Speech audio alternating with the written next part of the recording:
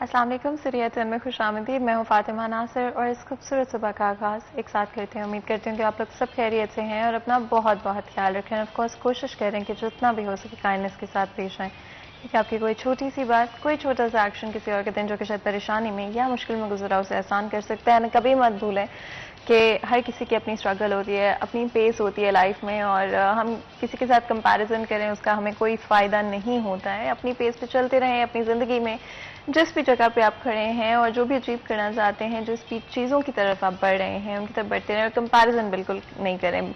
देखकर हो जाता है ऐसे दूसरों को देख कर कि भाई ये चीज़ मेरे पास क्यों नहीं है, मेरे पास होनी चाहिए एक्सेट्रा। बट अपने आप को जहाँ पर भी हैं ज़िंदगी में, हमारा काम है कि हम उसमें कंटेंट हों, खुश हों, और इसी तरह से अल्लाह ताला ज़्यादा बरकतें और रहमतें हमारी ज़िंदगी में ऐड करते जाते हैं। प्रोग्राम का आगाज़ करते हुए सबसे पहले बात करते हैं फैसलाबाद शहर के मौसम की सूरत हाल के हवाले से। अगर मैं बात करूँ ज़्यादा से ज़्यादा टेम्परेचर की आज के रोज़ में, तो 36 डिग्रीज़ रहेगा और कम से कम 21 डिग्रीज़ रहेगा। इसी के साथ अगर हम यूवी इंडेक्स की बात करें तो 5 है। अच्छी खासी धूप है बाहर। अगर आप बाहर जा रहे हैं 4 बजे तक, तो सन प्रोटेक्शन का लाजमी इस्तेमाल करें।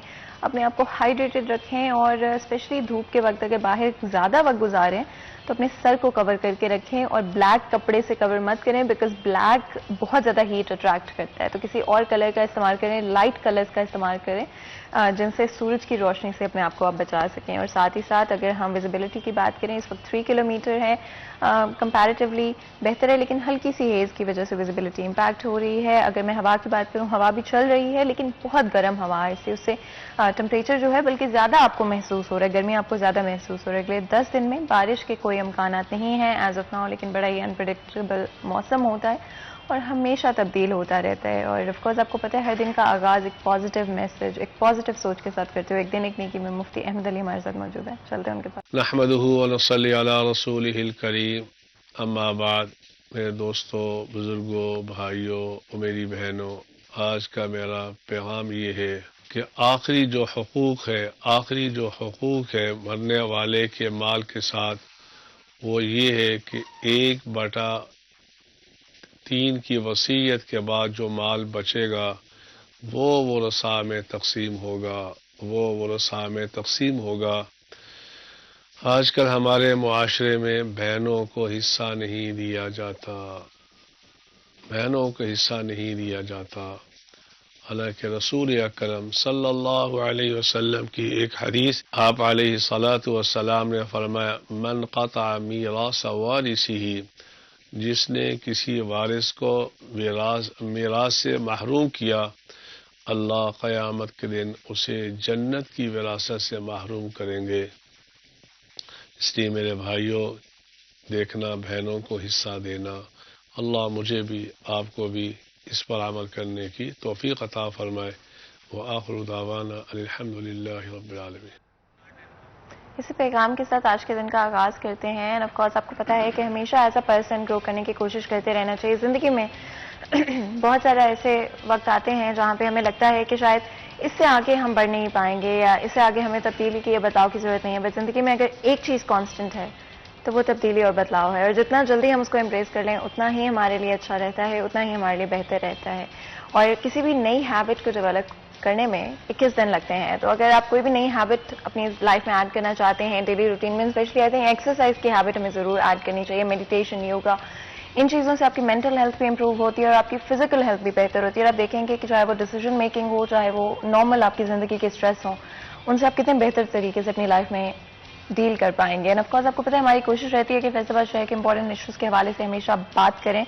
और अगर हम डाइट की बात करते हैं, खानों की बात करते हैं, तो उससे ज़्यादा इम्पॉर्टेंट और क्या चीज़ हो सकती है। हम लोग जो डेली रूटीन में कंज्यूम करते हैं चीज़ें, जो प्रोडक्ट्स कंज्यूम करते हैं, बड़ा ही इंपॉर्टेंट होता है कि वो हाइजीनिक हों, उनको सही तरह से जहाँ प्रोसेस भी किया गया हो या जिस तरह से भी बनाया जा रहा हो वो अच्छी तरह से किया गया हो, पैकेजिंग उनकी साफ हो, और जो भी उनके अंदर पहले इंग्रेडिएंट्स का इस्तेमाल किया गया है वो क्या इंग्रेडिएंट्स हैं। वैसे आज हम इंग्रेडिएंट्स की तरफ तो कोर्स नहीं जाएंगे। आज हमारा जो टॉपिक होगा वो चिकन के हवाले से होगा। आपको पता है लीन प्रोटीन है हमारी डाइट का, हमारी न्यूट्रिशन का एक बड़ा इंपॉर्टेंट हिस्सा होता है। लेकिन इससे पहले कि हम आज के अपने टॉपिक की तरफ जाएं, उससे पहले आपको पता है कि फैसलाबाद शहर में चेंबर ऑफ कॉमर्स की तरफ से इकोनॉमिक कॉन्फ्रेंस की जा रही है, जो कि 18, 19 और 20 मार्च को फैसलाबाद शहर में हो रही है। ना सिर्फ फैसलाबाद के अलावा जो दूसरे शहर हैं वहां से जो लोग हैं यहाँ पर आए हैं चेंबर से, दूसरे शहरों के चेंबर से, बट ऑल्सो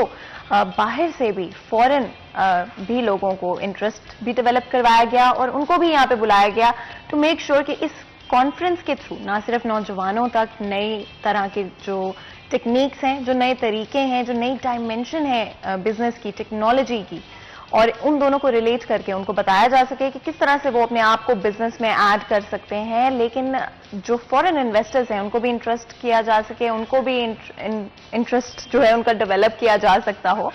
लेकिन ऑफकोर्स आपको पता है कि इकोनॉमिक कॉन्फ्रेंस एक बड़ा ही इम्पोर्टेंट स्टेप है फैसलाबाद के चेंबर के लिए, और हमारी आज कोशिश होगी कि उसके बारे में जरूर बात करें। हमारे साथ लाइन पर ऑलरेडी बिलाल मौजूद है, लेकिन इससे पहले कि मैं बिलाल की तरफ जाऊं, मैं आपका गेस्ट के साथ हमारे इंट्रोडक्शन करा देती हूं। हमारे साथ डॉक्टर राना सजाद अरशद मौजूद हैं, जो कि मरकजी चेयरमैन पाकिस्तान पोल्ट्री एसोसिएशन है। आपको वेलकम करते हैं शो में, बहुत बहुत शुक्रिया आज हमें ज्वाइन करने के लिए।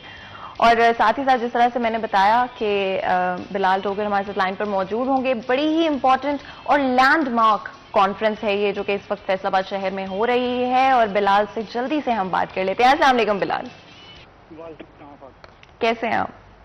अल्हम्दुलिल्लाह, आप सुनाएं, ठीक ठाक हैं? मैं बिल्कुल ठीक हूँ। बिलाल ये कॉन्फ्रेंस बड़ी ही इंपॉर्टेंट है, लैंडमार्क कॉन्फ्रेंस हो रही है, ना सिर्फ फैसलाबाद से बट दूसरे शहरों से भी इसमें चेंबर्स के लोग मौजूद हैं और फॉरेन लोगों को, इन्वेस्टर्स को भी बुलाया गया है। जरूर बताइएगा इस कॉन्फ्रेंस में इस वक्त क्या चल रहा है? इकोनॉमिक कॉन्फ्रेंस जो है चैम्बर ऑफ कॉमर्स इंडस्ट्री की तरफ से है, और ये कॉन्फ्रेंस जो है दूसरा रोज का आगाज हो चुका है। पहला रोज बहुत ही कामयाबी के साथ बाद जुम्मा जो है इसका बाकायदा इफ्तिताह जो है वो हुआ, जिसमें पाकिस्तान के वो शरीक हुए, जिसके बड़े बड़े नाम अगर देखें पूरे पाकिस्तान के चैम्बर्स के सुदूर वुमेन चैम्बर्स के, जिसमें कराची चैम्बर की खवातीन थी, पिशावर चैम्बर की खवातीन थी, चैम्बर की प्रेसिडेंट जो है वो मौजूद थी, और मैक्सिमम चैम्बर वजीरस्तान से उनके सदर थे, फवाद थे, Rawalpindi chamber, Islamabad chamber, Karachi chamber, मतलब आप किस चैम्बर का नाम लेंगे उन तमाम समादेश 70 चैम्बर के अफराद वो इन्विटेशन से दिया गया ताकि वो इस्लामी कॉन्फ्रेंस में शिरकत करें। ये फैसलाबाद के अंदर अपनी नई की पहली कॉन्फ्रेंस है। इससे पहले रावलपिंडी चैम्बर की तरफ से एक पूरे पाकिस्तान के चैम्बर्स का जो है हर सालाना एक इवेंट कराया जाता है, लेकिन ये पाकिस्तानी तारीख में एक अपनी नौयत की पहली कॉन्फ्रेंस है जैसी हमें पूरी आलमी सतह के ऊपर मिलती है। लेकिन ये क्रेडिट जाता है आतिफ मरीन और उनकी टीम को, अजहर चौधरी जो कि चेयरमैन है इस इकोनॉमिक कॉन्फ्रेंस की कमेटी के, ये उन्हें क्रेडिट जाता है मियां मोहम्मद अजीज को, मियां जवेद इकबाल को, जिन्होंने ये सारी कॉन्फ्रेंस एहतमाम करवाई, और फैसलाबाद चैम्बर की पूरी टीम को कि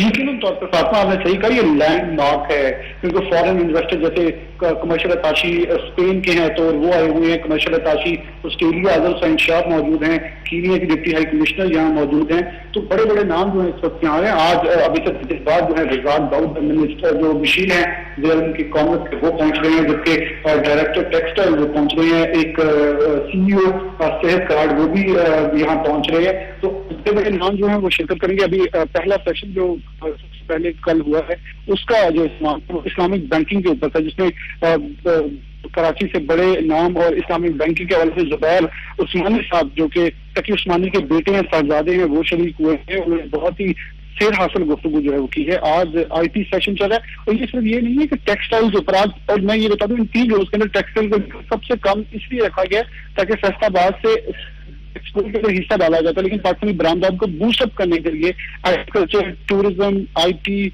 और इसके साथ मेडिकल और दीगर शुबा जिंदगी को उजागर किया जा रहा है ताकि लोग दीगर इन्वेस्टमेंट की तरफ बढ़े और हम अपनी जो खास तौर पर वैल्यू एडिशन की तरफ जाते हैं। सिर्फ जैसे एक बड़ी मुझे अच्छी बात लगी कि टमाटर से सिर्फ केचप नहीं बनती, आलू से सिर्फ चिप्स नहीं बनती, सिर्फ वैल्यू एडिशन किया जाए बहुत कुछ किया जा सकता है। आपके पास डॉक्टर राना सजाद की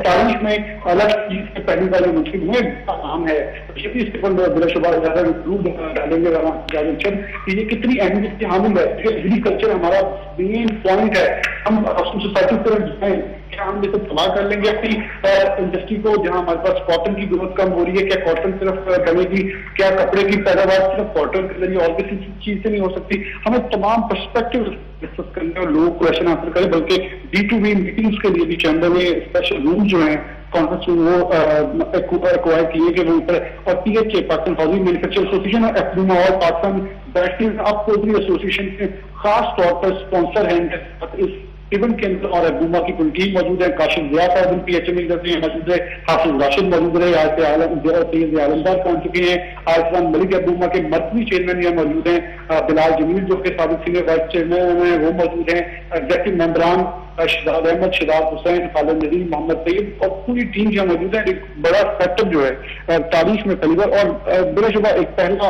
एक्सपीरियंस हो तो कहा जाता है गलतियां निकाय की, लेकिन आज कुछ हर कामयाबी से चलती नजर आ रही है फातिमा। बिल्कुल बिलाल, बहुत बहुत शुक्रिया। आपने हमें ऑफ कोर्स इस कॉन्फ्रेंस में क्या चल रहा है, कौन कौन लोग मौजूद हैं, इस हवाले से भी आगाह किया। जिस तरह से मैंने पहले कहा कि ये एक लैंडमार्क कॉन्फ्रेंस है और एक बड़ा ही स्टेपिंग स्टोन है फैसलाबाद शहर के लिए, जहां पर इंडस्ट्री ग्रो कर रही है, लेकिन उस तरह से शायद हम इन्वेस्टमेंट नहीं ला पाए इन द पास्ट जितनी होनी चाहिए थी। एंड ऑफ कोर्स उसी चीज पे और भी काम किया जा रहा है, और ये एग्जाम्पल फॉलो की जाएगी और शहरों की तरफ से भी पाकिस्तान के अंदर हो सकता है इन्वेस्टमेंट के हवाले से काफी इंप्रूवमेंट है, बेहतरी रहे। बिलाल ने भी मेंशन किया कि बहुत सारे और एम्बेसडर्स भी मौजूद हैं और इन्वेस्टर्स भी मौजूद हैं, और अगर सही तरह से इन्वेस्टमेंट के हवाले से काम किया जाए और एक इंटरेस्ट को जनरेट कर लिया जाए इस कॉन्फ्रेंस के थ्रू, तो डेफिनेटली चाहे हम वो फेडमेक की बात करें या और शहरों की बात करें और इंडस्ट्रीज की बात करें, बहुत सारी इंप्रूवमेंट और इन्वेस्टमेंट पाकिस्तान के अंदर आ सकती है। और उससे ज्यादा हम क्या चाह सकते हैं कि हमारा मुल्क तरक्की करे, ना सिर्फ सोशली बट इकोनॉमिकली भी हम लोग ग्रो कर पाए। हमारे साथ जिस तरह से मैंने आपको ब्रेक में बिलाल से बात करने से पहले हम बात कर रहे थे अपने गेस्ट से, और आपको पता है कि जिस तरह मैंने थोड़ा सा बिल्कुल मेंशन किया था बिलाल से बात करने से पहले कि ऑफ कोर्स हमारी डाइट और न्यूट्रिशन बड़ा इंपॉर्टेंट होता है, लेकिन बहुत सारी चीजों में कंफ्यूजन है, बहुत सारी मिथ्स आपको सुनने को मिलती हैं। चिकन एक बड़ा इंपॉर्टेंट हिस्सा है हमारी डाइट का, और लीन प्रोटीन है जिससे आपको पता है कि आपकी ओवरऑल न्यूट्रिशन में और सेहत में बड़ा कंट्रीब्यूशन होता है। लेकिन एट द सेम टाइम अगर हम पोल्ट्री की बात करें तो बहुत सारे मिथ्स होते हैं, बहुत सारी आप बातें सुनते हैं। रेट्स हाल ही में हम लोगों को इंक्रीज होते हुए नजर आए हैं, और आम इंसान के, आम पाकिस्तानी शहरी के लिए चिकन को खरीदना मुश्किल होता जा रहा है। और क्या सूरत हाल है करंटली, और किस तरफ महंगाई के सूरत हाल जा रहे हैं, और जो बेसिक डाइट है और न्यूट्रिशन है लोगों का, वो भी इम्पैक्ट होता हुआ हमें नजर आ रहा है। वापस चलते हैं हमारे गेस्ट की तरफ और अपने डिस्कशन को कंटिन्यू करते हैं। जिस तरह से अर्शद साहब हम बात कर रहे थे बिलाल से बात करने से पहले, चिकन एक बड़ा इंपॉर्टेंट सोर्स ऑफ न्यूट्रिशन है, और पाकिस्तान की अगर हम बात करते हैं तो माल न्यूट्रिशन ऑन द राइज है, और हम बार बार सुनते भी हैं, रिपोर्ट्स भी सुने हैं, और ग्लोबल सिनेरियो में भी हम लोगों ने बहुत दफा यही चीज सुनी है। आजकल रेट्स के हवाले से हम कहाँ पे स्टैंड करते हैं? क्या के लिए चिकन को अपनी डेली रूटीन में, अपनी डाइट में ऐड करना मुमकिन है? बहुत शुक्रिया सिटी 41 का और आपका। असल में जो पोल्ट्री है, पोल्ट्री अब तो वक्त गुजरने के साथ साथ हर किचन का कंपल्सरी आइटम बन चुका है, और जो चिकन है ये सारा इंडस्ट्री सेल्फ रिलायंस पे सारी इंडस्ट्री डेवलप हुई है, और वक्त गुजरने के साथ साथ ये जो पोल्ट्री का रेट्स जो हैं ये अभी भी ये चीपेस्ट प्रोटीन है। चीपेस्ट प्रोटीन इसलिए कहता हूँ कि इन कंपैरिजन इसके मटन देख लें, वो 1500 रुपये केजी है, और जो ये बीफ है वो भी इससे ज़्यादा कीमत पे है, 1/4 पे भी नहीं आती उनसे। लेकिन ये चिकन में होता ये है, इसका थोड़ा मैकेनिज्म समझना बहुत ज़रूरी है। चिकन में रेट बढ़ते भी हैं फिर कम भी हो जाते हैं। जब इसकी पॉपुलेशन, डिमांड और सप्लाई का सिस्टम है जो इकोनॉमिक्स का रूल है, जब इसकी डिमांड बढ़ती है, शादियां आती हैं, दूसरा आते हैं, सीजन आता है, तो उसमें डिमांड बढ़ जाती है। अगर पीछे प्रोडक्शन उसको कोप ना करती हो तो फिर वो रेट्स जो हैं वो हाई हो जाते हैं। अगर प्रोडक्शन ज़्यादा हो तो आगे डिमांड ना हो तो फिर रेट्स कम हो जाते हैं। और डिपेंड करता है सीज़न पे भी, और भी फैक्टर्स हैं जिसमें फार्मर को नुकसान हो रहा है तो उसने काम पिछले 4 माह नुकसान बहुत हुआ है, अब रेट्स बढ़े हैं क्योंकि फार्मर ने चूजे डालने बंद किए हुए थे, वो रेट बढ़ गए। लेकिन वो अभी भी सूरत हाल ये है कि जो मैं बहुत ज़रूरी समझता हूँ कि असल में जो हमारी इनपुट कास्ट है फार्म पे वो बहुत बढ़ गई है। वो जो एक हाउस हम तैयार करते थे वो अब वो बहुत अब कॉस्टली इस तरह हो गया है कि अभी हमें एक ये जो चिकन जो था हमें 100-110 रुपये कास्ट करता था किसी वक्त में, अब उसकी कास्ट 200 से अबव चले गई है। पर केजी। तो फार्मर को तो जो है वो बहुत ज़्यादा पैसे नहीं बच रहे। फार्मर जो पब्लिक के लिए है, पब्लिक तो चाहती है कि सस्ता, लेकिन ये अभी भी सस्ती प्रोटीन है। और ये इसकी क्वालिटी इतनी अच्छी हो चुकी है, जो पोल्ट्री चिकन है, ये इसमें सिर्फ हम मेज़ डालते हैं जो मकई होती है, और उसके साथ हम डालते हैं सोयाबीन का इस्तेमाल करते हैं। ऑयल इंसान खा लेते हैं, मील जो है उसका वो पोल्ट्री फीड में बढ़ जाता है, और प्री मिक्सर डालते हैं। ये 3 चीज़ें 4 से फीड बन जाती है। और अल्लाह ताला ने ऐसा मैकेनिज्म बनाया हुआ है कि अगर कोई हमारी जो हम चिकन खाते हैं, अगर ये चिकन ना हो तो हमारे पाकिस्तान में स्टंटेड ग्रोथ हो जाएगी। लोग बड़े, क्योंकि प्रोटीन ना मिले तो आपके डेवलपमेंट नहीं हो सकती, आपकी हड्डियों की डेवलपमेंट नहीं हो सकती, वीक नेशन पैदा होगी। अंडा और गोश्त ये बहुत ज़्यादा सपोर्ट कर रहे हैं पाकिस्तान के बच्चों के लिए, नौजवानों के लिए, बूढ़ों के लिए, सबके लिए बड़ा इंपॉर्टेंट। बिल्कुल। जब ब्रेक से हम वापस आएंगे तो मजीद भी गुफ्तगू करेंगे और कहाँ पर प्रॉब्लम्स आ रही हैं, क्यों हम ना तो डिमांड को उस तरह से मीट कर पा रहे हैं और प्राइसेस ऑन द राइज हैं। लेकिन उससे पहले ब्रेक लेते हैं, कहीं मत जाइएगा, हमारे साथ रहिएगा।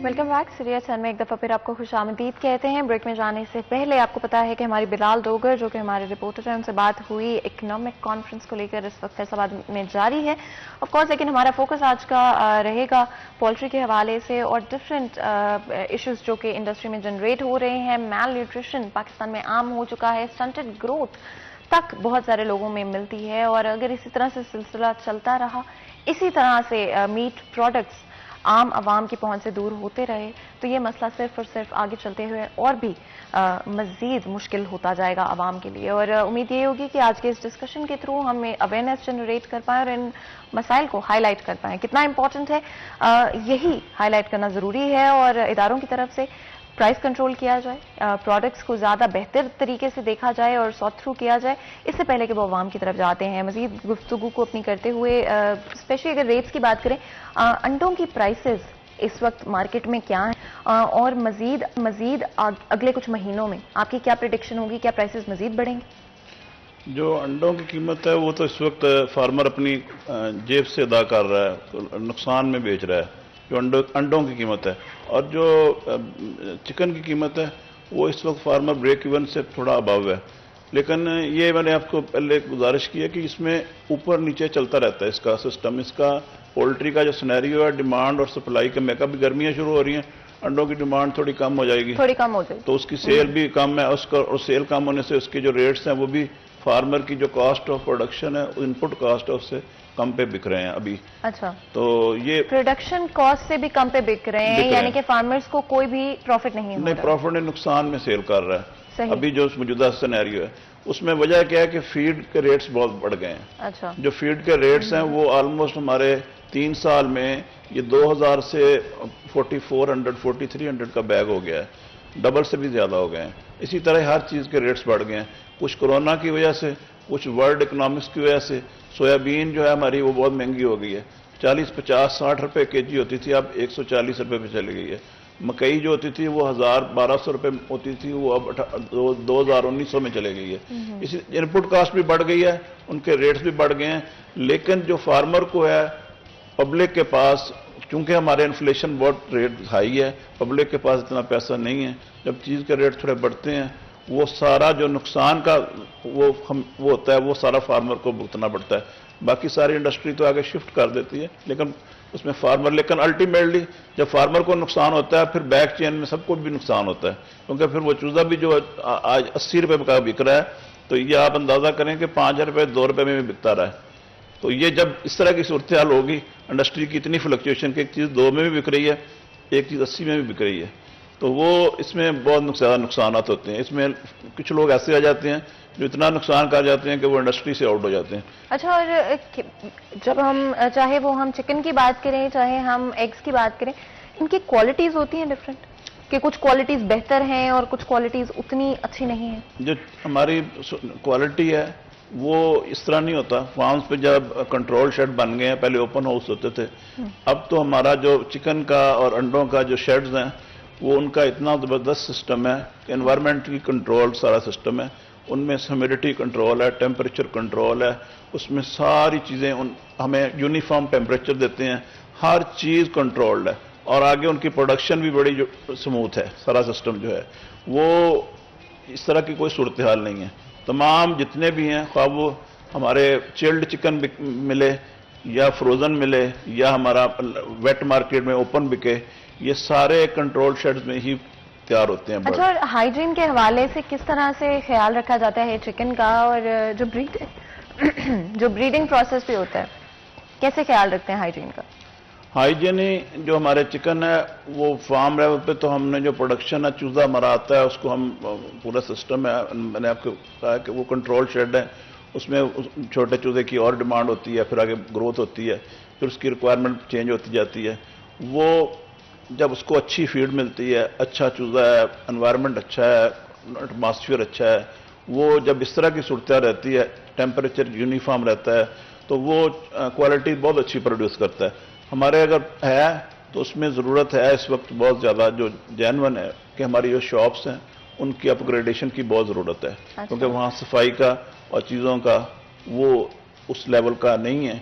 उसमें हम काम कर रही है, एसोसिएशन भी काम कर रही है और भी लोग हमारे साथ इस चीज़ में हैं कि इसको हम इम्प्रूव करें, और डे बाय डे कंपनीज भी आ रही हैं इसको, ताकि इसको हम इस शोबे को भी इम्प्रूव करें। अच्छा, गवर्नमेंट की तरफ से कोई वॉच बॉडी है जो देखती है इन चीज़ों को, हाइजीन के हवाले से, क्वालिटी के हवाले से? गवर्नमेंट का कोई ऐसा मैकेनिज्म नहीं है। लाइफ स्टॉक डिपार्टमेंट जो है उसके अंडर सारा सिस्टम चलता है। पंजाब में जिस तरह है, कराची में है, ये सारे जो सिस्टम है ये गवर्नमेंट के लाइफ स्टॉक डिपार्टमेंट का सेक्रेटरी लाइफ स्टॉक वो सारा इसको देखता है। लेकिन ये है कि फूड डिपार्टमेंट भी है और भी डिपार्टमेंट्स तो बहुत हैं, लेकिन यह है कि जो क्वालिटी है वो ऑलरेडी बहुत अच्छी पैदा हो रही है, इसलिए कोई इतना प्रॉब्लम नहीं हमें होता। एज सच एनवायरमेंटल डिपार्टमेंट भी है, बहुत से डिपार्टमेंट तो पाकिस्तान में देखें तो जितने कहें उतने कम है, लेकिन ये है कि जो हमारी क्वालिटी है वो फार्मर को बहुत नुकसान हो जाता है। अगर क्वालिटी में थोड़ी सी वेरिएशन आ जाए तो मार्जिन पे पहले काम कर रहा है, अगर क्वालिटी में वेरिएशन आ जाए तो वो बहुत ज़्यादा नुकसान में चले जाता है। अच्छा, शो शुरू होने से पहले आप मुझे बता रहे थे कि बड़ी मिथ हमें सोशल मीडिया पे देखने को मिलती है कि चिकन्स को हार्मोन्स दिए जाते हैं, फीड के अंदर हार्मोन्स या डिफरेंट केमिकल्स मौजूद होते हैं जिनसे चिकन की ग्रोथ या उसका वेट इंक्रीज करने की कोशिश की जाती है। कितनी सच्चाई है इसमें और कितनी मिथ है? ये आपने बड़ा अच्छा क्वेश्चन किया है। असल में चीज़ें ये है, ये अब मिथ ख़त्म होनी चाहिए। वो चीज़ें, एक चीज़ की कोई रियलिटी हो ना, कोई बात हो, तो फिर तो वो आगे उसकी मिथ भी चले या कुछ हम करें कोई दूसरा करे, इसका वजूद ही कोई नहीं है। इसका वजूद इसलिए नहीं है कि जो हम चिकन प्रोड्यूस करते हैं, सबसे नंबर 1, आप गवर्नमेंट जितनी भी हमारी हार्मोन्स और स्टीरॉयड इंपोर्ट होते हैं या बनते हैं, उनसे उधर से पता चल जाता है कि पोल्ट्री में कोई इस्तेमाल होता है। सेकंड, आपको हर 9 घंटे के बाद उसको रिपीट करना पड़ेगा अगर आप लगाएं 20।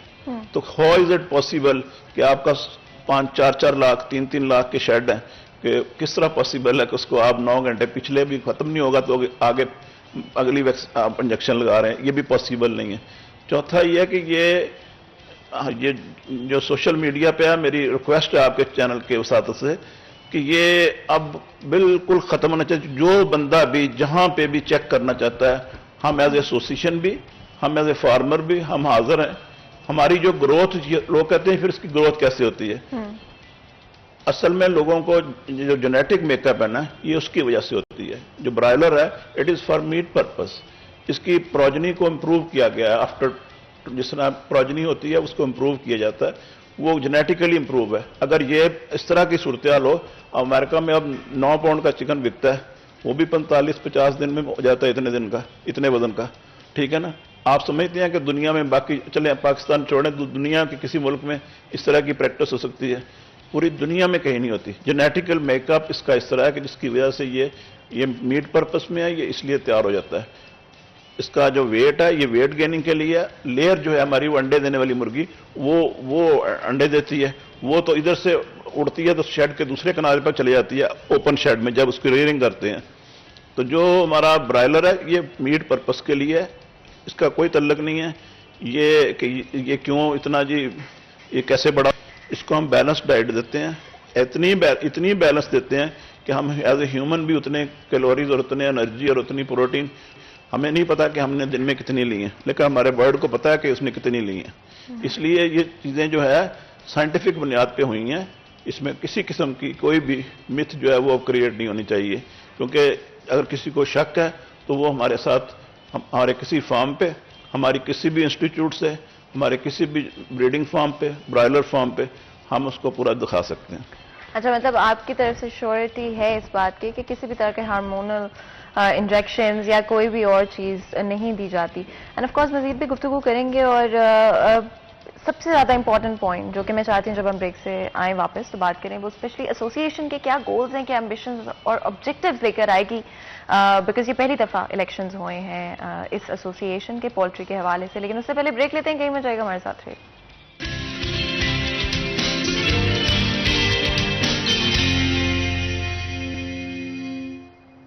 वेलकम बैक सीरिया 10 में एक दफ़ा फिर आपको खुशामदीद कहते हैं। ब्रेक में जाने से पहले आज हम चिकन की प्राइसेस के हवाले से बात कर रहे थे। जिस तरह से प्राइसेस बढ़ती हुई नजर आ रही हैं, जो पहले ही आम आवाम के लिए एक्सेस करना मुश्किल था वो और ज़्यादा मुश्किल होता जा रहा है। जहां हमारे मुल्क में ऑलरेडी माल न्यूट्रिशन की रेशो इतनी ज़्यादा है, वहां पर आगे चलते हुए क्या सूरत हाल बनेंगे, और अगर फौरी तौर पर इन प्राइसेस को कंट्रोल ना किया गया तो एक इतनी इंपॉर्टेंट प्रोटीन सोर्स जो कि पहले हर किसी की पहुंच में थी वो भी पहुंच से बाहर हो जाएगी। आगे बढ़ते हुए स्पेशली मैंने आपसे पूछा था, पोल्ट्री एसोसिएशन के चेयरमैन हैं आप, ये पहली दफ़ा इलेक्शंस किए गए हैं, क्या प्लान्स हैं, क्या ऑब्जेक्टिव्स हैं, किस यहाँ से लेकर चलेंगे चीज़ों को? एक्चुअली इसमें यह है कि 42 ईयर्स के बाद फर्स्ट टाइम इलेक्शन हुए हैं, और इससे इलेक्शन की होने में मिन्नत है कि आज फैसलाबाद से जो सेंट्रल चेयरमैन है वो फैसलाबाद से है, पहले कभी नहीं बना 42 ईयर्स में। नंबर 2, फार्मर कभी सेंट्रल चेयरमैन आम ब्रॉयलर फार्मर नहीं बना, 42 ईयर्स में फर्स्ट टाइम ये हुआ है। ये इलेक्शन की बड़ा खूबसूरत सिस्टम है। इलेक्शन जारी सारी रहेगा तो इंशाल्लाह ताला इससे इम्प्रूवमेंट आती है, इसमें निखार आता है। जो परफॉर्म करता है वो आगे बढ़ जाता है, जो नहीं परफॉर्म कर रहा वो पीछे रह जाता है, न्यू लोग आ जाते हैं उसकी जगह। ये इलेक्शंस के बगैर जब होते हैं तो फिर आपकी जो क्वालिटी ऑफ वर्क है वो डे बाय डे वीक होता जाता है। जो प्लान्स हैं वो हमारी एसोसिएशन ने बड़ा काम किया है, वो अब ऑलरेडी भी कर रही है और आगे भी इंशाल्लाह ताला इसी तरह हम सब मिलके एक फैमिली की तरह चलते हैं। और बड़ा हमारा सिस्टम है, ग्रैंड पेरेंट से शुरू होता है।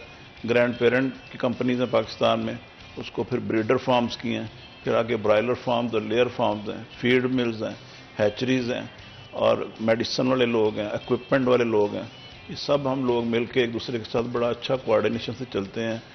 हमने आपस में डे बाय डे फार्मर की बहबूद के लिए काम करना है, क्योंकि हमारा बेसिक कंसेप्ट ये है कि अगर फार्मर जो है वो खुशहाल है तो सभी खुशहाल हैं। फार्मर का खुशहाल होने के साथ ये नहीं है कि हमने कोई उसमें कोई रेट्स में हमारा कोई रोल नहीं होता। रेट्स डिमांड और सप्लाई से चेंज होते हैं। हम क्या करते हैं, हम फार्मर को अच्छी फैसिलिटीज़ देते हैं, टेक्निकल फैसिलिटीज़, न्यू टेक्निक से मुतारफ़ कराते हैं कि आपने अपनी क्वालिटी को किस तरह इम्प्रूव करना है। और हमारे साथ एक कॉलर मौजूद है, जड़ावाला से बात कर लेते हैं। अस्सलाम वालेकुम जी। और अनलिमिटेड ज़ोंग मिनट्स और एसएमएस। मुझे लगता है शायद या तो ये मुझे पता नहीं इशू क्या था लेकिन दोबारा आप कॉल कर सकते हैं, नंबर आपकी स्क्रीन पर मौजूद है जहां से आपको कट ऑफ किया था। उसमें अभी वक्त के साथ साथ ये है कि जो हम मुख्तलिफ सेमिनार्स करते हैं, लेक्चर्स करते हैं और उसके अवेयरनेस प्रोग्राम देते हैं। अंडे की एक्सपोर्ट बंद थी अफगानिस्तान में, वो एसोसिएशन ने बड़ी कोशिश की, कोर्ट में भी केस चल रहा था, सारी चीज़ें सेटल करवाई। अब अंडा अफगानिस्तान जा रहा है। हमारे हैचिंग एग्स बंद हो गए थे, सऊदीया जा रहे थे, वो दोबारा एसोसिएशन ने, ओमान जा रहे हैं, अब सऊदीया जा रहे हैं, यूएई जा रहे हैं, हमारा हैचिंग एग्स जा रहा है। हमारी कोशिश है एक्सपोर्ट भी पाकिस्तान से हो और हम क्वालिटी भी अच्छी प्रोड्यूस करें, और उसके साथ साथ हम लोगों को ट्रेंड भी करें, लोगों को जहाँ फैसिलिटेट कर सकते हैं वहाँ फैसिलिटेट करें। गवर्नमेंट के डिपार्टमेंट्स के साथ बहुत से मसाइल होते हैं, उनको भी हल करें। अभी OIE की जो कॉन्फ्रेंस वो मिशन आया हुआ था, उसमें हमने लेजिस्लेशन पे काम कर रहे हैं, और बहुत सी चीज़ें इस तरह की जो एसोसिएशन से मुतल्लिक़ हैं, एसोसिएशन उस पर काम करती है।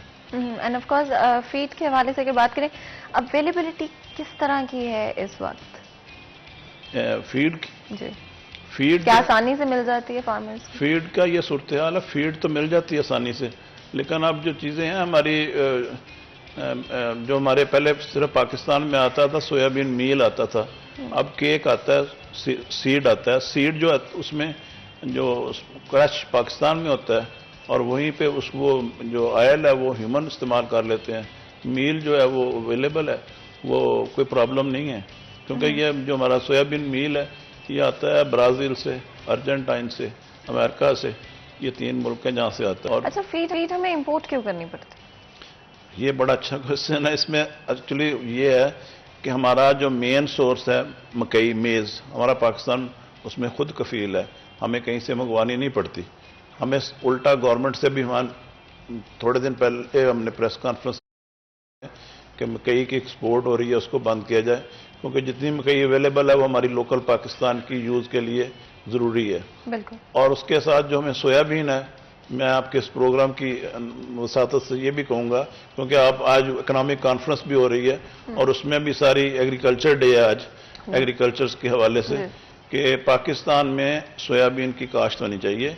इंडिया में काश्त होती है, वो अपनी ज़रूरियात पूरी कर रहा है, पाकिस्तान में भी काश्त होनी चाहिए। एग्रीकल्चर डिपार्टमेंट को हमारी इंडस्ट्री के साथ मिलकर कोशिश करनी चाहिए और ज़मींदार को एग्रीकल्चर, क्योंकि अब बहुत महंगी है, उसको बड़ा मुनाफा आएगा। बिल्कुल। और बहुत बहुत शुक्रिया आज हमें ज्वाइन करने के लिए, और उम्मीद यही है बहुत सारी पॉजिटिव चीज़ें इस इकोनॉमिक कॉन्फ्रेंस से हमें देखने को मिलें और बहुत अच्छी तरह से चीज़ें जो हैं वो आगे चलें। यहाँ पर एक छोटा सा ब्रेक लेते हैं, कहीं मत जाइएगा, हमारे साथ रहिएगा।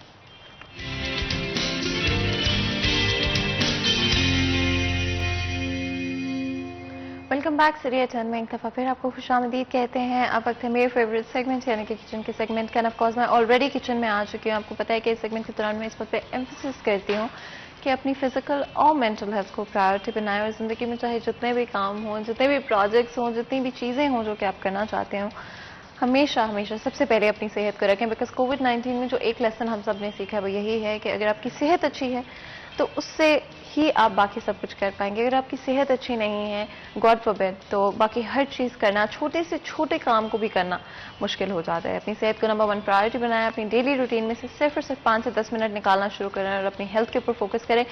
5 मिनट वॉक कर लें। वॉक करना पसंद नहीं है तो वैसे थोड़ी देर बाहर जाके बैठ जाए, नेचर में वक्त गुजारना शुरू करें और जो भी चीज़ें आपको अच्छी लगती हैं, जिनसे आपको अच्छा महसूस होता है, उनको करना स्टार्ट करें। कोई ऐसी हॉबीज़ जो कि आपको यूनिवर्सिटी में पसंद थी, स्कूल में पसंद थी, और फिर जैसे ही आप ज़िंदगी और ज़्यादा प्रैक्टिकल होती गई वैसे वैसे उनको आप छोड़ देंगे, उनको दोबारा से अपनी रूटीन के अंदर ऐड करें। और अपनी मेंटल हेल्थ का ख्याल रखें, अपनी फिजिकल हेल्थ का ख्याल रखें, अपनी डाइट के ऊपर फोकस करें, अच्छे खाने खाएं और एक बैलेंस डाइट को लेकर चलें। और ऑफकोर्स इसका मतलब ये नहीं है कि कोई भी चीज़ कंप्लीटली छोड़ दें। बैलेंस डाइट का मतलब ही ये होता है कि एक बैलेंस के साथ चलें। बाहर से खाना है, बाहर से भी खाएं, घर से खाएं। वेजिटेबल्स का ज़्यादा से ज़्यादा इस्तेमाल करें, लीन प्रोटीन्स का इस्तेमाल करें, मीट उसका इस्तेमाल करें, स्टीम खा लें, कभी बॉईल करके खा लें, अगर वो नहीं पसंद है फ्राई करके खा लें कभी कभी, लेकिन एक बैलेंस के साथ चलेंगे तो चीज़ें ज़्यादा आसान होती जाएंगी। ऑफ कोर्स आपको पता है किसी भी मील को प्रिपेयर करने में सही कुकिंग ऑयल का इंतखाब बहुत ज़रूरी होता है। अगर मैं सलवा के हवाले से बात करूँ तो 100% वेजिटेबल ऑयल्स का इस्तेमाल करके इसको बनाया जाता है। सलवा बनाने वालों का ये दावा है कि पाम, कनोला, सोयाबीन और कॉटन सीड ऑयल का इसके अंदर इस्तेमाल किया गया है। सलवा बनाने वालों का ये भी दावा है कि vitamin A and vitamin D का परफेक्ट ब्लेंड इसके अंदर मौजूद है। साथ ही साथ ओमेगा भी इसके अंदर शामिल है। कोई भी रेसिपी अगर आप तैयार कर रहे हैं, चाहे वो आपकी ट्रेडिशनल रेसिपी हो जो कि आपके घर में हमेशा से बनती आ रही है, और आपको पता है हर घर की एक खास डिश ज़रूर होती है जो कि बहुत ज़्यादा बनाई जाती है, हम सबके घरों में वो डिशेज होती हैं, लेकिन चाहे आप वो डिश बना रहे हैं जो कि आई एम प्रीटी श्योर कि आप कभी भी अपनी अम्मी के हाथ का बना हुआ मैच नहीं कर पाएंगे, लेकिन कोशिश तो हम सारे कर सकते हैं थोड़ी बहुत। साथ ही साथ अगर कोई आप चीज़ बेक कर रहे हैं, कोई नई रेसिपी आपने ऑनलाइन देखी है, आप सोच रहे हैं कि मैं इसको आज बना के ट्राई करती हूँ, तो उसके लिए भी आप सलवा का इस्तेमाल कर सकते हैं। आपको पता है बेकिंग के अंदर या कोई भी जब स्पेशली एयर फ्रायर के अंदर रेसिपी बना रहे होते हैं तो प्रिसीजन बड़ा इंपॉर्टेंट होता है। अगर आपका टेम्परेचर प्रिसाइज होगा तब ही आपका खाना इवनली कुक हो पाएगा। सलवा बनाने वालों का ये दावा है कि चाहे आप बेक कर रहे हो, चाहे आप एयर फ्रायर में बना रहे हो, या फिर आप ट्रेडिशनल कुकिंग कर रहे हो, किसी भी टेक्निक का इस्तेमाल करें, प्रिसीजन के साथ आपके खाने को बना सकेंगे। एंड ऑफ कोर्स टेस्ट का प्रिसाइज होना भी उतना ही ज़रूरी है।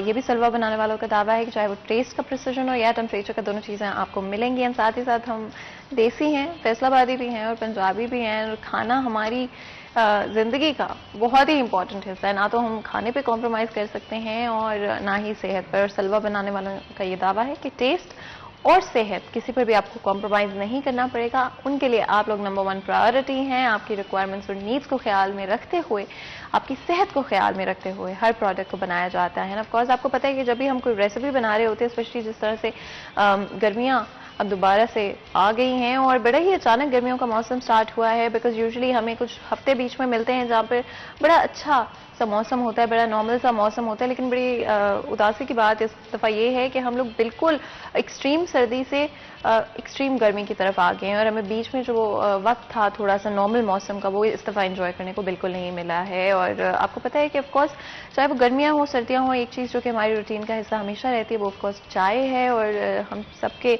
चाहे वो फैमिली के साथ वक्त हो, फ्रेंड्स के साथ वक्त हो, चाहे ऑफिस का वक्त हो या फिर पढ़ाई का वक्त हो, हर जगह पे चाय बड़ी लाजमी होती है। और ऑफकोर्स डीएटी के हवाले से अगर मैं बात करूँ तो टॉप क्वालिटी टी लीफ का इस्तेमाल करके इस पत्ती को बनाया जाता है, जिसकी वजह से एक्सट्रीमली फाइन होती है।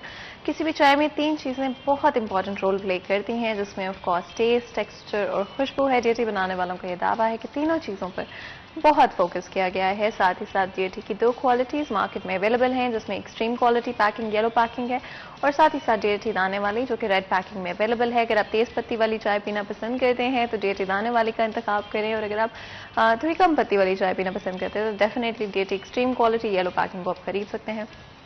साथ ही साथ ग्रेट वैल्यू पैक भी अवेलेबल है, जिसका मतलब है कि सेम अमाउंट के अंदर आपको एक्स्ट्रा प्रोडक्ट मिल रहा है। आपको पता है कि इसको ग्रेट वैल्यू पैक की अगर हम बात करें और किसी भी तरह के ऑफर्स की अगर हम बात करते हैं तो आई थिंक हम सबको वो बहुत अच्छे लगते हैं, बिकॉज बचत कौन नहीं करना चाहता है। और हमेशा ग्रॉसरी शॉपिंग कभी भी ग्रॉसरी तक महदूद नहीं होती है, हमेशा हमारी कोई ना कोई ऐसी चीज़ ज़रूर होती है जो या तो हमने रैंडमली खरीदनी होती है या तो हमने ऑलरेडी प्लान आउट किया होता है कि इस चीज़ को हम डेफिनेटली इस मंथ के एंड तक या इस दिन तक हम लोगों ने खरीदनी है फॉर वट एवर रीजन्स। और जब बचत होती है तो बड़ा अच्छा महसूस होता है। इसलिए डीएटी ने इस चीज़ का भी ख्याल रखें कि आपकी बचत जो है वो भी साथ साथ होती रहे। और यहाँ पर एक ब्रेक लेंगे, ब्रेक के बाद हाजिर होंगे, कहीं मत जाएगा, हमारे साथ रहेगा।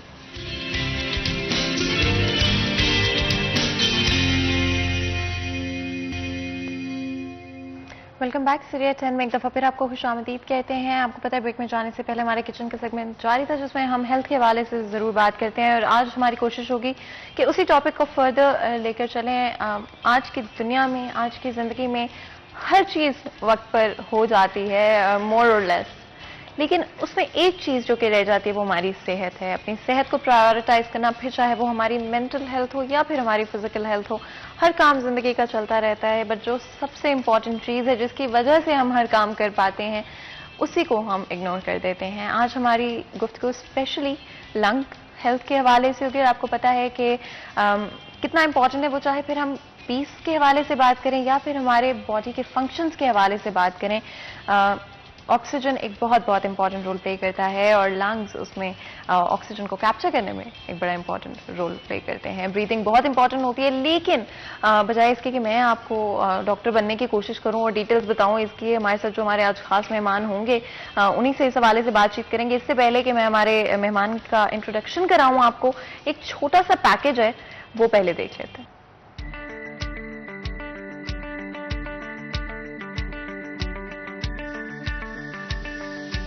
योग के हवाले से आज हम बात करेंगे लंग्स को कैसे बेहतर किया जा सकता है।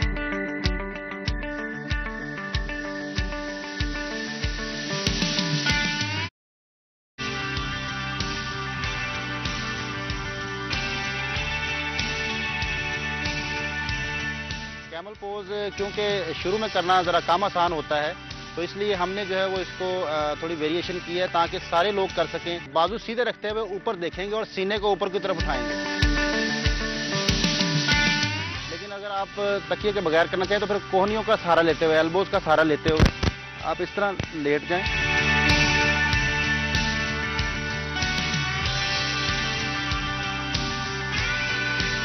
फिर करवट लेके आप उठेंगे, ऐसे किसी भी साइड से करवट लेके उठ सकते।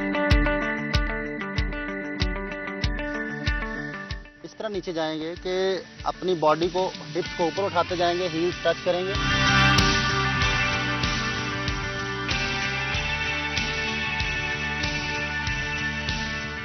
अभी हम भस्त्रिका करेंगे। भस्त्रिका प्राण एक ऐसी प्राण है जो कि आपके लंग्स के अंदर जो नालियां हैं लंग्स को जो है वो आपके किसी किस्म की ब्लॉकेज हो जाती है, लंग्स आपके सही तरह खुल नहीं पाते, आपका सांस लंबा नहीं हो पाता, तो उसके लिए बहुत बेहतरीन है।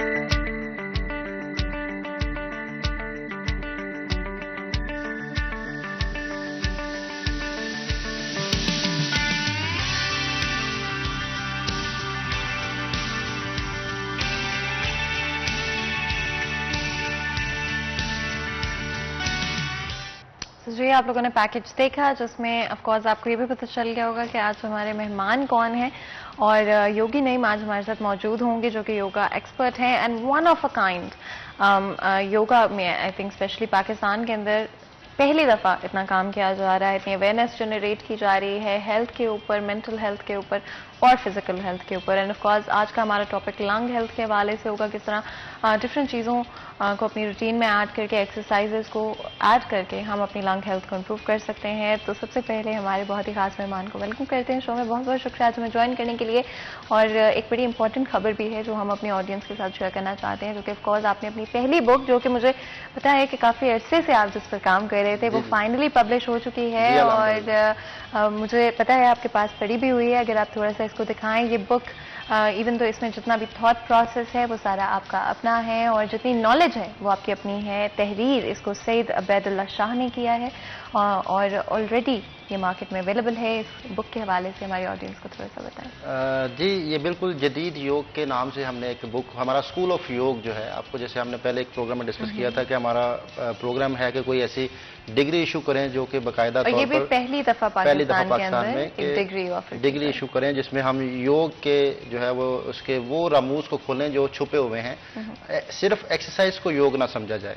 तो इसमें जो है वो हमने स्कूल ऑफ योगा कराची में बाकायदा तौर पर बना चुके हैं और इसके लिए एक सिलेबस के तौर पर हमने पहली बुक लिखी है जदीद योग, जिसके जो लिखने वाले हैं वो सैयद अबैदुल्ला शाह जी हैं। सैयद अबैदुल्ला शाह जी मेरे शागिर्द भी हैं, लेकिन उनका जो है वो इसमें सारा जो किरदार है इसको लिखने में मेरी मसरूफियत बहुत ज़्यादा रहती है, जिसकी वजह से मैं तो ये लिख नहीं सकता। तो राइटिंग एक अलग ही होता है, नॉलेज होना और उसको अल्फाज में तब्दील करना है। जी जी, अभी हम पाकिस्तान योगा डे मनाया यहाँ पे फैसलाबाद में, पूरे पाकिस्तान से टीमें आई हुई थी। उसमें बाकायदा तौर पर हज़रत मौलाना तारिक साहब भी उसमें एज ए गेस्ट थे और उनके हाथ से ये इसकी ओपनिंग हुई है। अच्छा। ये दुनिया की पहली किताब है योग के कि जिसका एक आलम दीन ने इफ्तिताह किया। तो ये हमारे लिए बड़े फ़ख्र की बात है कि इस बुक को जो है वो एक आलम ने जो है वो इसका इफ्तिताह किया। तो उस पर हम मौलाना साहब को भी बहुत मशकूर हैं और सैयद अबैदुल्ला शाह साहब के इसलिए मशहूर हैं कि उन्होंने इसके ऊपर बहुत काम किया है, बहुत ज़बरदस्त तरीके से लिखा है। ऐसे अल्फाज, ऐसे मोती पिरोए हैं कि जब आप लोग पढ़ेंगे इसको तो आपको बाकायदा जदीद योग की समझ आना शुरू हो जाएगी, सिर्फ एक्सरसाइज की नहीं। जदीद योग मतलब जो इसके ऐसे चीज़ें योग के अंदर छुपी हुई जो इल्म है उनको हमने उठाने की कोशिश की है। बिल्कुल, और it's one of a kind, like I said before. पहले भी जब कोर्स के हवाले से बात की थी, सर्टिफिकेशन जो कि योगा में दी जाएगी वो भी पहली दफ़ा ही पाकिस्तान के अंदर किया जा रहा था। एंड ये किताब जिसका नाम जदीद योग है, एंड ऑफ कोर्स योगा बहुत अरसे से, सेंचुरी से एग्जिस्ट करता है, लेकिन वक्त बदल रहा है, दुनिया बदल रही है और लोग बदल रहे हैं और उसी तरह से हमारी जो नीड्स हैं वो भी तब्दील हो रही है ना। उसी चीज़ को मिक्स करके, और हमेशा हम यही जब आप शो में आते हैं डिस्कस करते हैं कि किस तरह से नई जिंदगी को, जो नई चीज़ें हो रही हैं हमारी, उसको किस तरह से योगा के साथ रिलेट किया जा सकता हो। तो ये किताब एक्चुअली में योगा और आज की हमारी जो जिंदगी है उन दोनों को मिलाकर लिखी गई है। और आपकी जो नॉलेज है, आई एम सो हैप्पी कि अब फाइनली लोग जो हैं बस जाकर किताब खरीदेंगे और बहुत सारी चीजें अंडरस्टैंड करने में उन्हें आसानी की। थोड़ी सी मैंने पढ़ी भी है जिसमें इसमें जो बिल्कुल शुरू में अगर आप पढ़ें तो आपकी अपनी जिंदगी के हवाले से इसमें लिखा गया है कि आपका अपना योगा के साथ जो सफर था वो कहाँ से शुरू हुआ। और 5वीं क्लास में थे आप जब, और इसमें एक पूरा आपको कुछ पेजेस मिलेंगे बिल्कुल शुरू में जहाँ पर योगी नईम अपने जो एक कनेक्शन था योगा के साथ, एक जो उनका सफर था, जर्नी थी, उसके बारे में उन्होंने बात की है। और बड़ी ही इंटरेस्टिंग किताब है और आप खुद भी इसको पढ़ें। और मैं आपको सारी चीजें बता दूं तो फिर आपको पढ़ने में मजा नहीं आएगा, इसलिए और चीजें जो हैं कुछ आप बताना चाहते हैं इसमें? बहन, सबसे जो अहम चीज है ना, मैं आपको एक चीज बता दूं कि योग की जितनी बुक्स हैं उसमें योग दिखाया जाता है, अपने आप को पेश किया जाता है कि मैं बहुत बड़ा योगी हूँ। इसमें हमने अपने आप को पेश नहीं किया, इसमें हमने सिखाया है।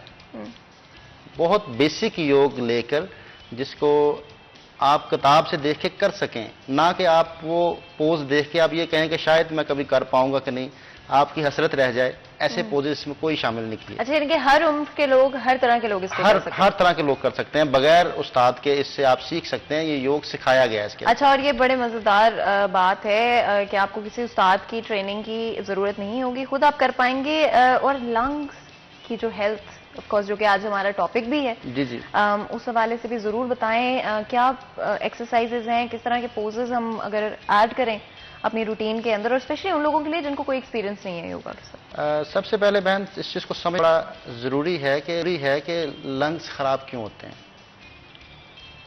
आपको अगर अस्थमा होता है या आपको सांस लेने में दिक्कत आती है या आपका प्रॉब्लम चल रहा है, तो उसकी एक बहुत बड़ी रीजन सांस का ना लेना है। सांस का ना लेना और सांस का प्योर जो ऑक्सीजन है उस तक ना पहुंच पाना। हमने अपने लाइफस्टाइल को बंद कर लिया है, जकड़ दिया अपने आप को। हम बंद बिल्डिंग्स में रहते हैं और पोल्यूशन तो वैसे ही इंतहा की शहरों में हो गई है, और हमने क्वालिटी ऑफ ऑक्सीजन और क्वांटिटी ऑफ ऑक्सीजन दोनों को हमने जो है वो मतलब रद्द कर दिया हुआ है। ना हम क्वालिटी लेते हैं ना क्वांटिटी लेते हैं। तो इसके लिए जो है वो सबसे पहले हमें सांस लेने का तरीका समझना होगा। हम लोग जब भी कोशिश करते हैं तो सांस लेने की कोशिश करते हैं, इससे कभी भी सांस बेहतर नहीं हो सकता। आपके अंदर जो टॉक्सिन्स हैं, जो कार्बन हैं, जब तक आप उसको खारिज नहीं करेंगे आपका ऑक्सीजन लेवल कभी भी नहीं बढ़ सकता।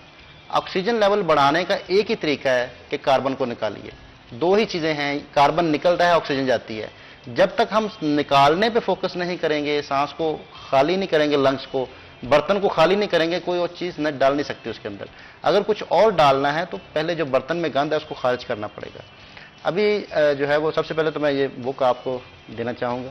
Thank you so much. और एक दफा फिर मैं बता दूं, जदीद योग, जो कि योगी नईम की नॉलेज एंड एक्सपर्टीज योगा को लेकर आप इस किताब में ढूंढ सकते हैं, और जो भी आपके हेल्थ इश्यूज हैं जी। अभी हम जो है वो सांस को समझ लें।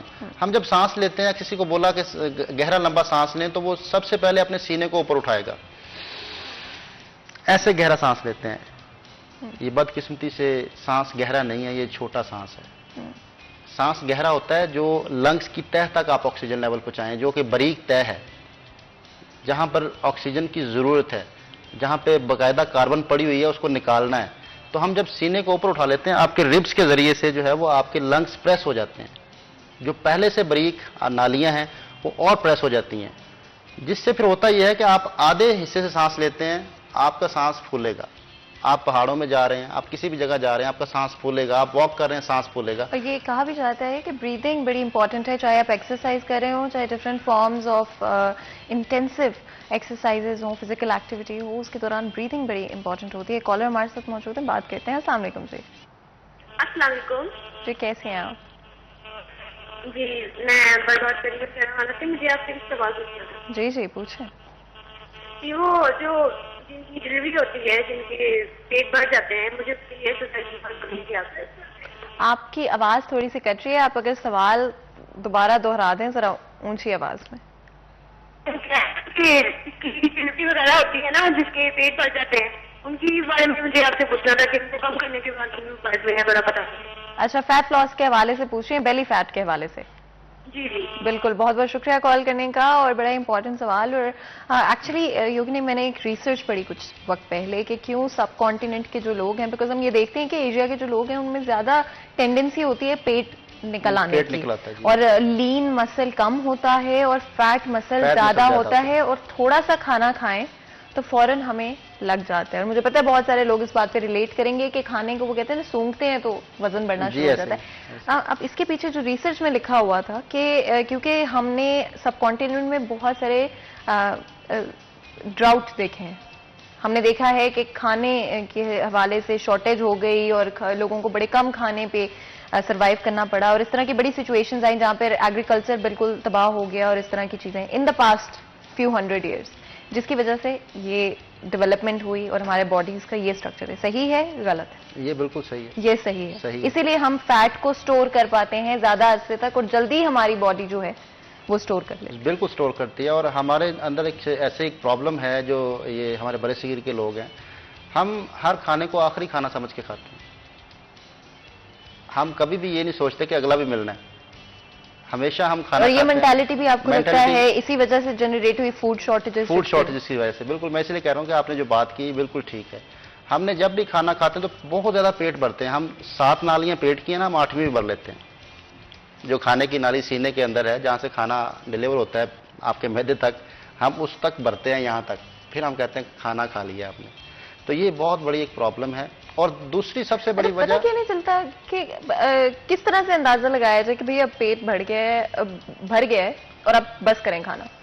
देखें बहन, इसका एक ही जो है वो तरीका है, पेट का आपको महसूस हो जाता है जब आप खाना खा रहे होते हैं ना, तो उसके बाद फिर आप जब आदतन पानी पीते हैं, आपने जब खाना खाते हैं ना, जब आपको पानी की तलब होती है, इसका मतलब होता है कि आप बस स्टॉप कर दें, बस खाना आपके जो पेट को चाहिए था वो मिल गया, अब आप खाना ना खाएं। अच्छा, कहते हैं खाने के साथ पानी बिल्कुल नहीं पीना? वो पीना नहीं चाहिए। मैं कह रहा हूँ ना, जब पानी पीने की आपको तलब होती है, आपको लगता है कि मुझे पानी पीना चाहिए, अब खाना और अंदर नहीं जा रहा।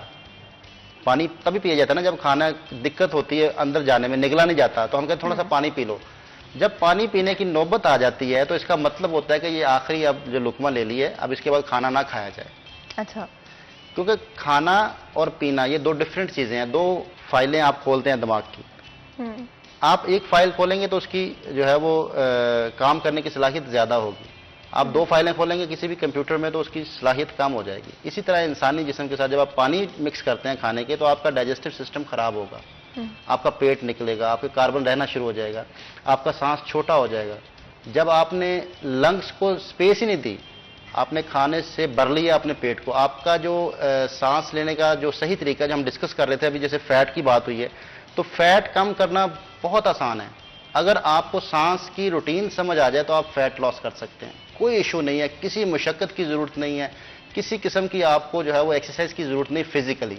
अगर आप सिर्फ फ्यूल एडजस्टमेंट कर लें अपनी, ये फ्यूल है, खाना फ्यूल नहीं है। आपका सांस चलता है तो आप जिंदा हैं, आपका सांस रुक जाए तो आप जिंदा नहीं है। आपकी जिंदगी की शर्त सांस के साथ जुड़ी हुई है, और अल्लाह ताला ने एग्जॉस्ट सिस्टम सांस का 24 घंटे के लिए चलाया है। बाकी आपके जो टॉक्सिन्स खारिज करने के जराए हैं वो पसीना है, या आप वॉशरूम जाते हैं तो वो टॉक्सिन्स खारिज होते हैं। अच्छा, बेली फैट का कोई रिलेशन होता है लंग हेल्थ के साथ? जी बिल्कुल, मैं इसी की तरफ आ रहा हूँ कि आपके अंदर से जो टॉक्सिन्स निकलते हैं ना, 24 घंटे एक सिस्टम चल रहा है, एग्जॉस्ट सिस्टम, वो नाक है। मेडिकल साइंस को कहती है जब आप सांस निकाल दें तो कार्बन डाइऑक्साइड निकलती है। कार्बन डाइऑक्साइड क्या है? जो आपके अंदर फुजला रह जाता है, जो गंदगी रह जाती है वो निकलती है, और आप नाक के जरिए से ऑक्सीजन लेके जाते हैं जिससे आप जिंदा हैं। अगर हम इसको सही तरीके को समझ लें तो हमारे अंदर फैट भी नहीं आ सकती, हमारे अंदर जो बीमारियां इकट्ठी हो जाती हैं वो भी हम निकाल सकते हैं बहुत आसानी के साथ। एक रूटीन को समझ लें कि आपका सांस जब लें तो आपके सीने पे हरकत नहीं आनी चाहिए।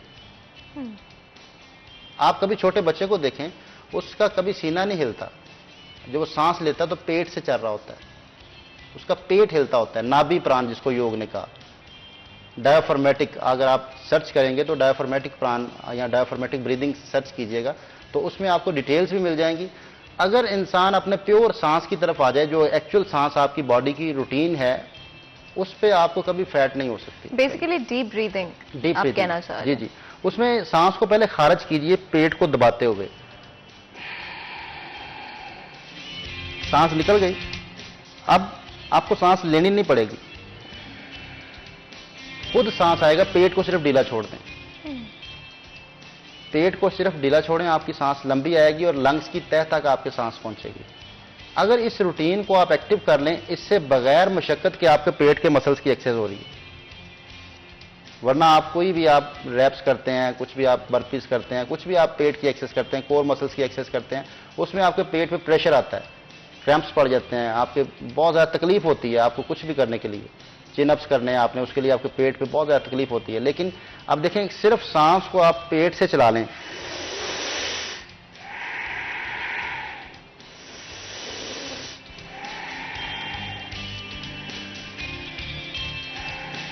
और हमारे साथ एक कॉलर भी मौजूद है फैसलाबाद शहर से, बात करते हैं। अस्सलाम वालेकुम जी। जी कैसे हैं आप? वालेकुम जी कैसी हैं आप? जी अल्हम्दुलिल्लाह, मैं बिल्कुल ठीक। जी बताएं क्या पूछेंगे?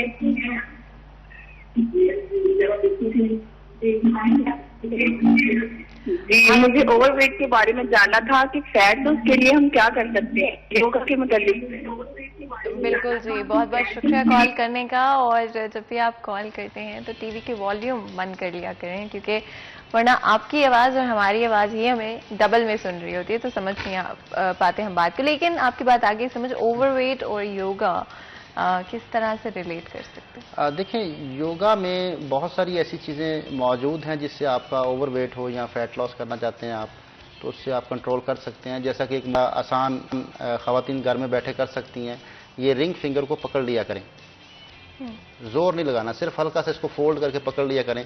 ये 15 मिनट के लिए दिन में 2 से 3 दफ़ा इसको बनाएं। बैठे हुए करें या लेटे हुए करें, हाथ की पोजीशन कुछ भी हो सकती है, नीचे की तरफ हो, ऊपर की तरफ हो, ये कोई लाजमी नहीं है। और नीचे बैठना भी ज़रूरी नहीं है। ये सूर्य मुद्रा है, अगर आप इसको करते हैं, इससे एक तो आपकी स्किन भी शाइन करती है, ये स्किन के लिए बड़ा अच्छा है, स्किन को अच्छा करता है, ग्लो करता है स्किन पे, और ये साथ में साथ वज़न कम करता है। अगर फैट कम करना चाहते हैं तो इसके लिए कोई मुश्किल नहीं है, सिर्फ ये। और कोशिश करें कि जिसने अपने पेट को कम करना है वो लूज ना बैठे। जब हम लूज बैठते हैं तो पेट के मसल्स ढीले हो जाते हैं। और बॉडी पोस्चर बड़ा इंपॉर्टेंट होता है। जब ब्रेक से वापस आएंगे तो पोस्चर पे भी बात करेंगे। End of course fat loss आजकल स्पेशली बहुत इंपॉर्टेंट इशू बन गया और उस पर भी मजीद बात करेंगे। उससे पहले ब्रेक लेते हैं, कहीं मत जाएगा, हमारे साथ रहेगा।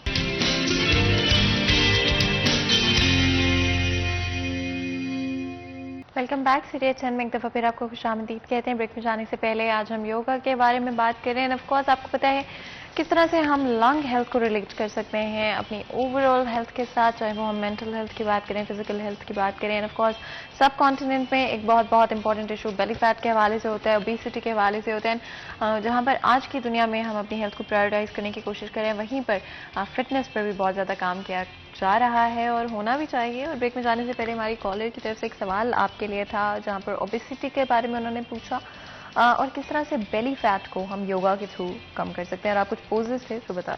सबसे पहले तो मैं जैसे डिस्कस किया था कि आप जैसे ही कॉन्शियसनेस से निकलते हैं, आप अनकॉन्शियस हो जाते हैं, पेट को लूज छोड़ देते हैं, ऐसे रिलैक्स होकर बैठते हैं, इससे आपका बॉल बन जाता है, पेट आगे की तरफ निकल आता है। अगर आप सिर्फ अपनी कमर को सीधा कर लें, ज़रा कॉन्शियस होकर बैठें, टेक ना लगाएं, कॉन्शियस होकर बैठें, इससे आपका जो है वो पेट नहीं निकलता। और खाना खाते हुए ख़ास तौर पर आपको कोशिश करनी चाहिए कमर सीधी होनी चाहिए, अपराइट बैठ है। जी। अगर आप यूं बेंड करके खाना खाएंगे ना, तो इससे आपके जो मैदे का मुंह है उसके ऊपर थोड़ी सी ब्लॉकेज आ जाती है, जिसकी वजह से खाना जो है वो अच्छी तरह आप एक तो निगलते, उसमें जब निगलते हुए तकलीफ होती है, आप सही तरह चबाते नहीं हैं खाने को। दांतों का काम जब आंतों से लिया जाएगा तो फिर ऑटोमेटिकली आपका पेट निकलेगा, आपको पेट के मसाइल भी होंगे। कोशिश करें कि खाने को कम से कम 20 दफ़ा ज़रूर चबाएं। एक नवाले को 20 दफ़ा चबा के आप निकलेंगे, आप उसको हजम करके खा रहे हैं। बिल्कुल। हमारे साथ एक कॉलर मौजूद है, कोयटा से बात करते हैं। अस्सलाम वालेकुम जी। अस्सलाम वालेकुम, आवाज़ सुन पा रहे हैं मेरी? हेलो जी, कैसे हैं आप? हेलो, अस्सलाम वालेकुम। मैं पूछना चाहता हूँ बेली फैट कैसे कम किया जा सकता है? बिल्कुल जी, बहुत बहुत शुक्रिया। हेलो जी, बहुत बहुत शुक्रिया कॉल करने का। और हमें आपका सवाल बिल्कुल मिल गया है। और बेली फैट के हवाले से बात करते हैं। डिफरेंट पोस्चर्स की आपने बात की योगी ने, कोई इस तरह की पोजीशंस भी होती हैं जो कि पोजेस आप कर सकते हैं? बेली फैट के लिए जो है वो बड़ा आसानी से एक बेहतरीन किस्म का पोज हो सकता है कि अगर आप सीधे लेट जाएं और सीधे लेटकर अपनी अपर बैक को थोड़ा सा ऊपर उठा लें और थोड़ा सा जैसे 6 इंचेस अपने पाँव दोनों थोड़े से ऊपर उठा लें। इसको बोट पोज कहते हैं योग में। अपने पेट के ऊपर थोड़ा सा प्रेशर दें, पेट के मसल जो लूज हुए पड़े हैं उनको थोड़ा सा टाइट करें, तो इससे बेली फैट कम होना शुरू हो जाती है। और इसका एक तरीका है कि जब आप जैसे सजदे की पोजीशन में होते हैं ना, तो अपने जो बॉडी को थोड़ा सा आगे की तरफ आप स्ट्रेच करेंगे ना, अपनी गर्दन का बैक बेंड करने की कोशिश करेंगे।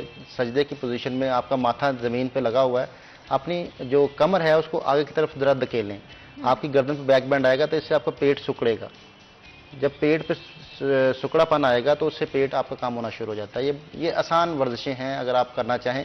अच्छा, अभी आपकी वो जो वीडियो और पैकेज भी जो चला था थोड़ी देर पहले, उसमें आपने हाफ पुशअप एक जगह पे आप कर रहे थे, तो पुशअप से भी बेली फैट कम होता है? बिल्कुल जी, प्लैंक्स बहुत किस्म के होते हैं जो और ये योगा में भी पार्ट जी, योगा में भी होते हैं बिल्कुल। और प्लैंक्स की बहुत सारी किस्में हैं योग में, एक तरह के प्लैंक्स नहीं है। हम किसी दिन स्पेशली जो है वो वेट लॉस पे एक कर लेते हैं जिसमें बिल्कुल। और जितनी आपको पता है हमारे कॉलर्स की जो रिक्वेस्ट होती है उस पे तो हमें सारी जरूर फैट करना लॉस पे है। हाँ जी बिल्कुल। तो हम किसी दिन को एक ऐसा बनाते हैं जिसमें बाकायदा तौर पर सारी एक्सरसाइज जो वेट लॉस की हैं वो की जाएं। अच्छा, एंड बिकॉज लोग समझते हैं कि योगा एक्चुअली वेट लॉस के लिए इस्तेमाल नहीं किया जा सकता, बट द फैक्ट इज कि नॉन इंटेंसिव एक्सरसाइजेज भी वेट लॉस आपको करवा सकते हैं, बिकॉज हर कोई नहीं चाहता कि भाई सांस चढ़े, या कुछ लोगों को कई सारे इश्यूज होते हैं, कई मसल्स के इश्यूज होते हैं, मसल इंजरी ना हो जाए, वेट इतना ज्यादा होता है कि वो नहीं स्टार्ट कर सकते इंटेंसिव एक्सरसाइज, तो उनके लिए योगा बड़ा अच्छा ऑप्शन है। देखिए बहन, अभी आपने एक बात की कि लोग चाहते हैं सांस ना फूले। सांस किसी भी एक्सरसाइज से नहीं फूलता अगर आपको सांस लेना आता है। जो मैंने अभी बात की कि आप बैठे बैठे सिर्फ सांस को सीने में शिफ्ट कर लें, सांस लेना शुरू सीने में कर दें, थोड़ी देर में आपकी हार्ट बीट तेज हो जाएगी, क्योंकि आपके जो हार्ट के करीब जो मसल्स हैं आप उनको मूव कर रहे हैं, इससे हार्ट बीट बढ़ेगी आपकी। जैसे ही हार्ट बीट तेज होगी आपका सांस फूलना शुरू हो जाएगा। तो अगर आप सांस को पेट से लेते रहें, आप जितनी चाहे मशक्कत की एक्सरसाइज कर लें, आपको सांस नहीं फूलेगा। अच्छा, एंड एक टेक्निक है जो कि यूज की जाती है मेडिटेशन के अंदर, या सिंपल अगर आप सिर्फ रिलैक्स करने की कोशिश कर रहे हो, जो 7, 6, 8 उसको कहा जाता है कि आप 7 सेकेंड्स काउंट करें, 7 तक इनहेल करें, उसके बाद 6 सेकेंड्स के लिए आप अपनी ब्रेथ को होल्ड करें, और फिर 8 सेकेंड्स के लिए आप एक्सहेल करें। तो हाउ डज दैट वर्क? योग इसको यूं कहता है कि आप जो फार्मूला है वो 142 का देता है, वो 142 का। अच्छा, तो ये बहुत लंबा है सेट। हाँ नहीं, मतलब ये एक फार्मूला है। मतलब ये कि अगर आपने 1 सेकंड में इनहेल किया है, अच्छा, तो आप 4 सेकंड होल्ड करें, 4 गुना रोकें। अच्छा, और अगर आपने 1 सेकंड में इनहेल किया तो 2 सेकंड में एक्सहेल करें, मतलब डबल टाइम में आप एक्सहेल करें। सांस लेना जितने वक्त में है उससे डबल वक्त में आपने सांस को निकालना है कंट्रोल के साथ। ये है असूल आपकी सही ब्रीथिंग का। अगर आप सही ब्रीथिंग करना चाहते हैं तो इससे आपको फायदा ही होगा कि आपके अंदर जितने ऑर्गन्स काम कर रहे हैं वो बेहतर हो जाएंगे, ऑक्सीजन लेवल बेहतर होना शुरू हो जाएगा। हम जब सांस को तेजी से छोड़ते हैं इससे बीपी शूट करता है, बीपी शूट करता है। अगर आप बीपी के पेशेंट हैं तो आप सांस को डबल वक्त में निकालना शुरू कर दें, 1 सेकंड में 2 सेकंड में निकालें, इससे बीपी नॉर्मल रहना शुरू हो जाएगा। तो आज हमारी कोशिश थी कि लंग हेल्थ पे रहे, लेकिन actually lung health, weight loss और बेली फैट के हवाले से हम तीनों चीजों को कवर कर पाए। बहुत बहुत शुक्रिया आपका योगी नईम आज हमें ज्वाइन करने के लिए। एक दफ़ा फिर जदीद योग जो कि योगी नईम की बुक है वो मार्केट में अवेलेबल है, जाएं, जाके पढ़ें, और बगैर किसी भी इंस्ट्रक्टर के और एक्सपर्टीज के या एक्सपीरियंस के योगा के साथ आप घर पर रहते हुए खुद योगा कर सकेंगे। बहुत बहुत शुक्रिया एक दफ़ा फिर। यहाँ पर आज के प्रोग्राम का वक्त खत्म होता है, मुझे इजाज़त दें, अपना ख्याल रखें, अल्लाह हाफ़िज़।